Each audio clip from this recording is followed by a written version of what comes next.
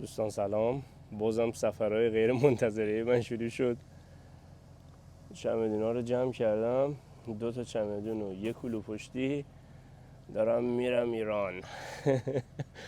یهو تصمیم گرفتم برم ایران. چند تا کار دارم باید برم اینا رو انجامش بدم و وسط بحبوحه جنگ، یعنی تو اوج اینی که دارن آمریکا و ایران به هم دیگه حمله میکنن، من تصمیم گرفتم برم ایران. روی بلیطم زده که 50-50 احتمال کنسل شدن بلیطم، ولی چاره نیست دیگه، باید برم فرودگاه. منتظر تاکسی هم، یه تاکسی سفارش دادم چند دقیقه دیگه میرسه. تا دلت بخواد گرون تاکسیه. بعد چون شمال مسکوه این فرودگاهی که من دارم میرم، منم جنوب مسکو هم، تقریبا 3000 روبل پول تاکسیم شده. زیاد خوشحال نیستم بابت این موضوع، ولی منتظرم بیاد دیگه. 3000 روبل هم مثلا میشه حالا مثلا $50. بعد الان میرسه تاکسی و میرم سمت فرودگاه. چمدونا رو گذاشتم پشت ماشین، دارم با این تاکسیه میرم. یاندکس اینجا نوشته به روسی پشت. 1 ساعت و 30 دقیقه زده تا فرودگاه، چون یه ذره ترافیکه. الان ساعت دقیقا بهتون بگم 7:30 صبح. من ساعت 11 پرواز دارم. میخواستم ساعت 7 حرکت کنم، ساعت 5 خواب بیدار شدم، ولی هر کاری کردم نتونستم زودتر کارم انجام بدم. با اینکه همه ای کارا رو انجام داده بودم دیشب، که مثلا صبح بیدار شدم فقط یه صبحونه بخورم، لباس بپوشم و لباسمو آماده کرده بودم بیام، ولی نمیشه دیگه. بعد من یه ذره وسواسم، یه سری وسایلم مثلا تو یخچال بوده، گفتم بردارم خراب نشه، البته یخچال خاموش نکردم. بعد شروع کردم نظافت کردن، یخچال رو تمیز کن فلان کن. این کارهای حساسیت دارم. بعد دیگه همه رو شسته رفته کردم، باب میل خودم شد. ساعت 7:30، یعنی تقریبا 1 ساعت و نیم داشتم تمیز میکردم. 1 ساعت صبحونه خوردم تا حاضر کنم بخورم و این داستانا، و 1 ساعت و نیم تا اونجا دارم، یعنی میشه 8-9. اگه اتفاقی نیفته انشالله 2 ساعت وقت دارم، امیدوارم به موقع برسم. یه موضوعی که پیش اومده، الان توی وبسایت زده که احتمال لغو پرواز خیلی زیاده. بعد من زدم توی چت جی پی تی، زده که حالا با این شماره پروازی که من اعلام کردم احتمالاً پرواز لغو شده، چون اصلا توی سیستم میگه ثبت نشده. اما من همچنان تو تاکسی هم دارم میرم، برم اونجا بهتره. یه موقع تو چت جی پی تی هم گفت یه وقتی اتفاق پیش میاد که مثلا تو لحظه آخر مثلا اطلاعات پرواز رو ثبت میکنن، ولی مثلا اگه حالا مثلا بهم توضیح اگه مثلا فرودگاه نزدیکه برو، اگه دوره نرو. رسیدم دوستان، دارم از این پله بقیه میرم بالا تو سالن. امیدوارم پرواز کنسل نشده باشه یا تأخیر نشده باشه، چون خیلی آدم اذیت میشه. حالا برم ببینم چی میشه. دوستان رسیدم پشت گیت، دارن چمدونا رو تحویل میگیرن. حالا فکر کنم پرواز فعاله دیگه، ببینم چی میشه. چمدون رو تحویل بدم تا برم جلوتر ببینم قضیه چیه.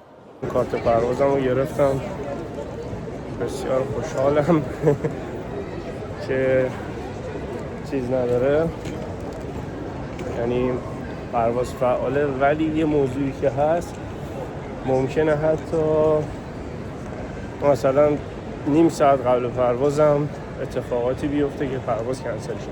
از این دختره پرسیدم، گفتش که فعلا همه چی اوکیه، ولی بستگی به شرایط داره. یعنی یه زمانی مثلا چیز بشه ممکنه چیز کنم. گفت مثلا چند روز پیش همینطوری تأخیر داشت، تو هواپیما مثلا ممکنه بشینی. خودم 2 سال پیش، ببخشید پارسال رفته بودم تایلند. 1 سال دقیقاً 1 سال پیش رفته بودم تایلند. تو هواپیما نشسته بودم، رفتی به ایران هم داشتم رفتم دبی، پروازم از دبی بود. قشنگ نشستیم تو هواپیما، یه دفعه رو نمیدونم سر چه اتفاقی 2 ساعت و نیم فقط تو هواپیما نشستیم، تأخیر داشت. یعنی بعد کلافه شده بودیم، چون تو هواپیما که میشینی خسته کننده است. باز بیرون باشی میتونی چیز کنی، میتونی حالا یه قدمی بزنی، فرق میکنه دیگه. امیدوارم به موقع برسیم دیگه. اینجا نمیتونم ویدیو بگیرم دیگه، وقتی این امیگریشن رو رد کنم. فرودگاه امیگریشن رو رد کردم، رسیدم. امیدوارم که تأخیر نداشته باشیم. اینجا دیگه این صفیه که میریم سوار هواپیما میشیم، تقریبا نیم ساعت تا پرواز مونده، ولی هنوز کسی که مثل که سوار هواپیما نشده. احتمالاً تأخیر داره ولی حالا چیزی نگفتم.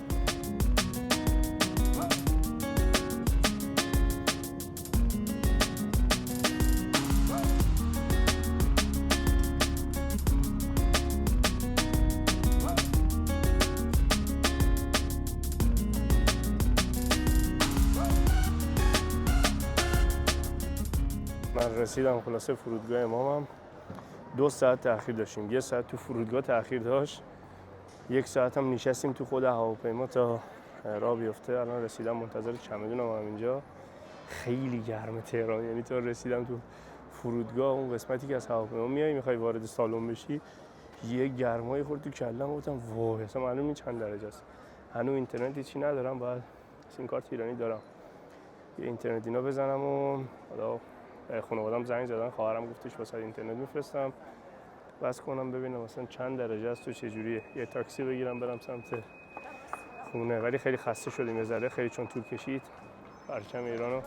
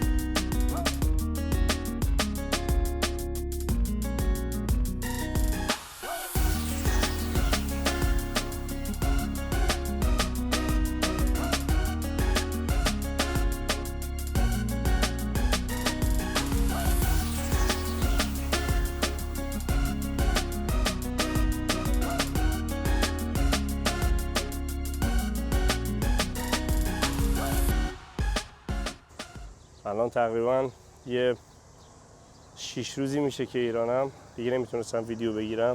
یه سری کارهای اداری داشتم، یه عالمه داستان شد و اصلا دنبال دردسرهای مختلف. الان تقریبا کارامو انجام دادم. بعد من پاسپورتم عوض کنم. پاسپورتمو عوض کردم، یه پاسپورت جدید گرفتم، منتظرم برسه. یکم استرس دارم چون کشور حال جنگه. گفتن که شاید یه ذره دیرتر برسه، شاید نرسه. به هر حال انجامش دادم و منتظرم. امروز اومدیم گیلان، اینجا لاهیجان بام سبز، فکر کنم بام سبز، آره بام سبز لاهیجانه. بعد میخوام یه دوری بزنیم با خانواده. اومدم، یکی از خاله‌های من اینجا زندگی میکنه توی گیلان، به خاطر همین اومدم اینجا. بعد حالا یکم از این دور و بر بهتون نشون میدم. منظور ویدیو یکم پراکنده شد از اون موقعی که اومدم. وارد ایران که میشی دردسرات شروع میشه، یه عالمه کار میمونه از قبل. مشکل بانکام مشکل داشتن، کارتام مشکل داشتن، نمیدونم یه عالمه داستان. همین الانم درگیر ثبت احوال، یه سری کارهای ثبت احوال دارم، یعنی توی ثبت احوال یه سری کارها دارم، بعد اونها رو انجام بدم. هنوز منتظرم که اینا شسته رفته بشن.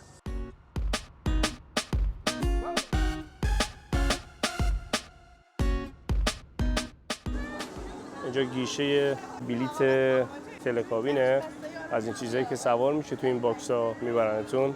میخوام بریم سوار شیم. من قبلا اینجا چند بار اومدم سوارم شدم، ولی الان طبیعت خوبه، تابستونه دیگه، هوا خوب، بسیار سرسبز. میخوام یه بار دیگه سوار شم با خانواده. بعدک نیست دیگه، یه هیجان دیگه ای نیست. بلیت گرفتیم، حالا شاید جالب باشه واسهتون، نفر 660,000 تومانه. تو این زمانی که من دارم ویدیو میگیرم دلار است مثلا 190,000 تومان دیگه. حالا حساب کنید چقدر میشه دیگه. بعد مثلا ما 8 نفریم، 8 بلیت گرفتیم، میخوام بریم اون بالا.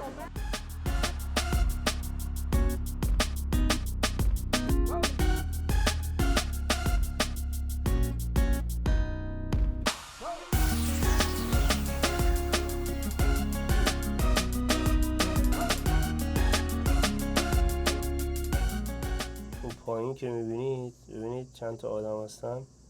اینا زمینایی که چایی میکارن توش، باغ چایی ما بهش میگیم، در حال کار هستن. ببینید خوب دیده میشه یا نه. یکی از صنعت‌های قوی توی گیلان اینه که خیلی از مردم باغ چایی دارن و الان هم حالا احتمالاً فصلشه، نمیدونم چجوریه، دارن فصلش ما دارم این فصل چای کندنه، یعنی به ثمر رسیده، دارن کار میکنن اون پایین. ما رسیدیم نوک کوه لاهیجان بام سبز. این پایین هم یه کلی کافه و نمیدونم مغازه و فکر کنم رستوران هم باشه، سوپرمارکت هم داره، میتونید خرید کنید و یه دوری بزنید. فکر نکنم چیز خاصی داشته باشه، بعد بیا ریلکس کنی اگه میخوای ارتفاعات رو ببینی، جای قشنگیه. ببینید چند تا پارک خیلی زیبا هم هست، پارک‌های کوچیک میتونید برید وقت بگذرونید. این قسمت هم قسمت چای و قلیون و این چیز هست.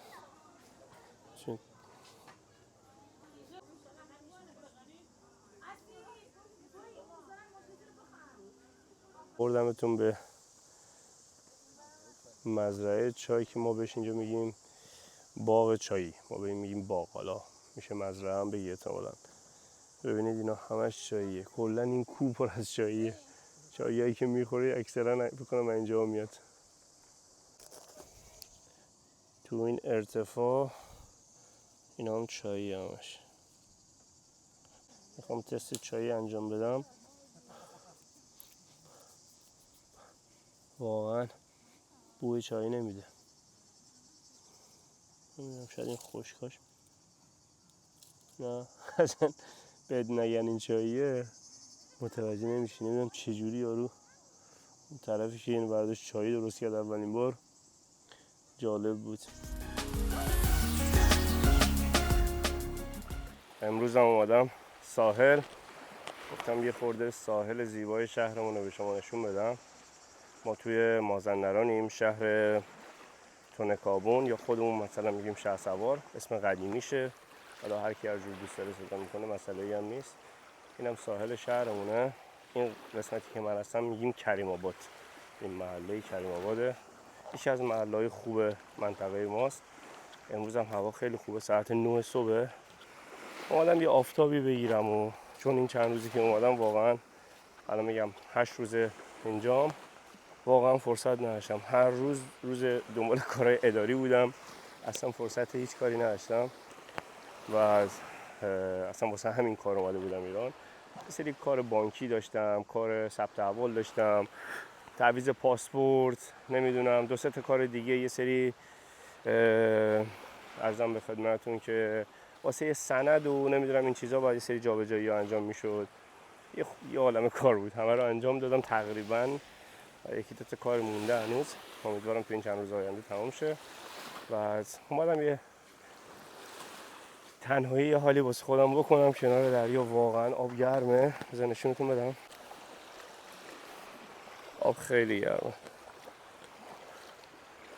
جون میده واسه شنا. این قسمتی که من هستم عصرها خیلی شلوغ میشه، یکم آفتاب یعنی اون اوج گرماش خورده کم میشه، مثلا ساعت 5-6 پر از آدم میشه. اینجا یه پیاده‌روی خیلی قشنگه، کیف دستمه نمیتونم با دست نشونش بدم، پر از آدم میشه. یه سری میان قدم میزنن، ورزش میکنن، پیاده روی میکنن. عرضم به خدمتتون که صبح هم همینطوره دیگه. مثلا این آقا داره میدوه، اونورم یه سری جوون هستن تمرین میکنن، حال میکنن واسه خودشون ملت دیگه. عرضم به خدمتتون جای خیلی باحال و خفنیه. و یه چیز جالبم که یعنی این سری باش برخورد کردم، خیلی شرایط حالا بهتر شده در لحاظ آزادی میگم. حالا من دریا رفتم این چند روز، یه 3-4 بار رفتم دریا، حالا تو جای مختلف، رامسر رفتم، همینجا اومدم و تو گیلان یه بار رفتم دریا، در حد دیدن من که شنا کنم. یه قدمی زدم خیلی اوکی شده بود، یعنی بابت حجاب و نمیدونم این چیزا خیلی بهتر شده، گیر نمیدن و این خوبه دیگه، ملت خورده راحت تر. حالا قطعا با بیکینی نمیشه بیای، ولی راحت تر میشه بیای شنا کنی. یادم قدیما اصلا این امکان وجود نداشت شما بیای مثلا خانوما بیان دریا اصلا نمی اومدن یا می اومدن هم با حجاب بعد طرف مثلا میرفت تو آب، خیلی جالب نبود دیگه. بعد یه چیز دیگه هم که اینجا هست، شما میتونید یه رودخونه هست میتونید از این پدالا اجاره کنید، نمیدونم قایق و نمیدونم هزار تا چیز دارن دیگه، همینم باحال خفنه دیگه، میتونید اجاره کنید برید تو آب حالشو ببرید. یکی از پیشرفتایی که حالا اینجا داشته همیشه بوده ولی الان بیشتر شده، همین آپارتمان و خونه‌هایی که این کنار ساحل می‌بینید خیلی هاشون اجاره میدن.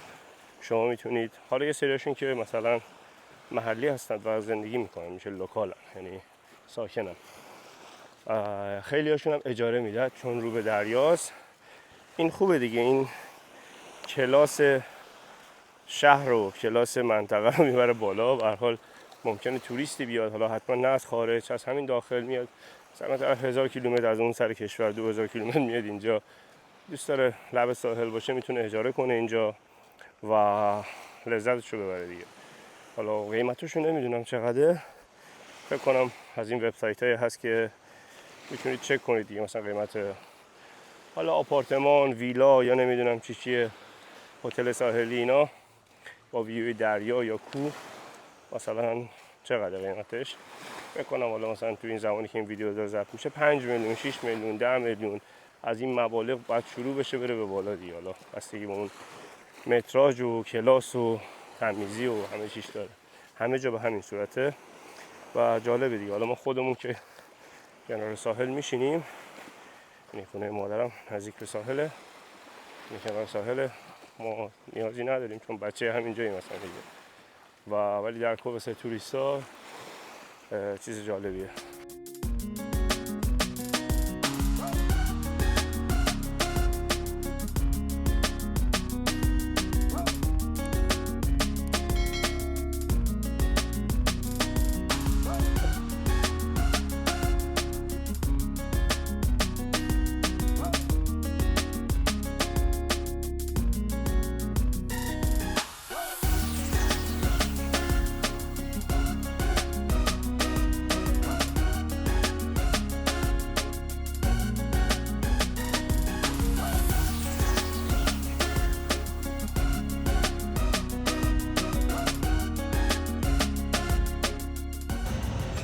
خاک نشسته روش.